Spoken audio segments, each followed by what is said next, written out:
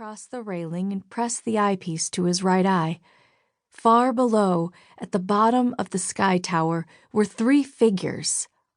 "Blazes," he muttered, his fingers tightening around the metal rod.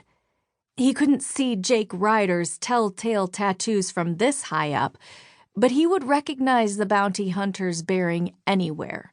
Piers Mahan was dressed in his usual impeccable white suit, hat, and pseudo-cane that hid his sniper rifle, and the judge was with them, his cannon arm glinting in the sunlight. Stephen pulled the spyglass away and clutched it in his hand. How did they find us? Grim tapped a finger against his chin as he looked thoughtfully down below. "You know these men?" "Yes," he said through gritted teeth. "They're World City bounty hunters.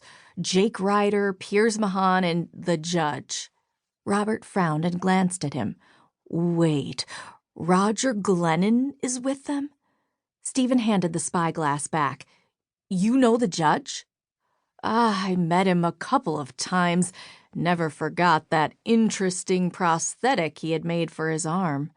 Grim tucked the spyglass into his side pocket. "Always wondered if I could find something similar for my eye." Stephen blinked. How could Grim be thinking of that at a time like this? "If you know about Roger's prosthetic, then you know what it can do.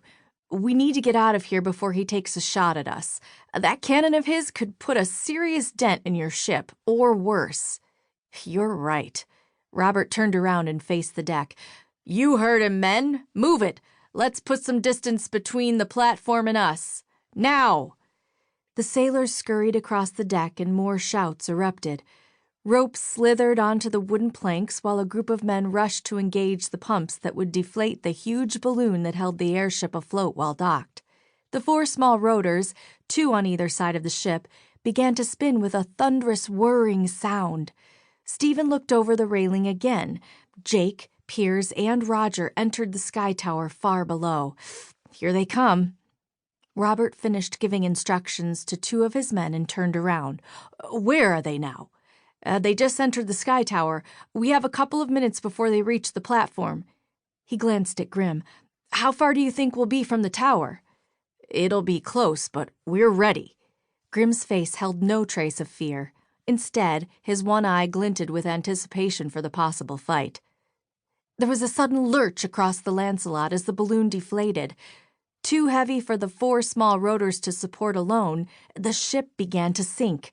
Stephen braced his legs, his heart flying up into his throat. "Don't worry, it's always like this on takeoff," Robert said with a grin. "There's a moment between the stowing of the docking balloon and the main rotors taking over. It's a bit of a thrill, really." Stephen wasn't so sure, as his heart continued to beat against his rib cage. At this rate, would they be far enough from the sky tower before the bounty hunters arrived? He drew out one of his revolvers, checked the chamber, and stood near the railing where a ladder had been moments before. He would be ready just in case.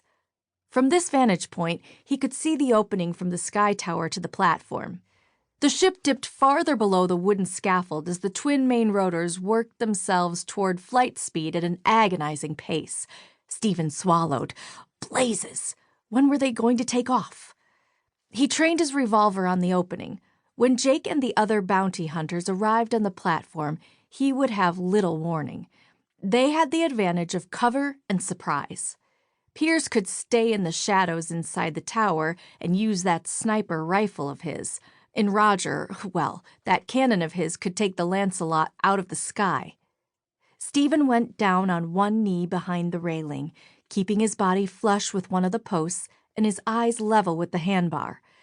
The ship gave a hard lurch, cracking his forehead against the rail. Stephen grabbed the post and straightened himself as the air spun above his head, whipping his hair around. Slowly, the ship began to rise. Robert shouted more commands behind him, but they were gibberish in the hail of wind above him. The ship was eye level with the platform when Jake appeared in the doorway. The moment he spotted Stephen, he went for his revolver. Stephen shot first, aiming right past Jake's head and hitting the wooden doorframe behind the man. Jake flinched and dove for the side.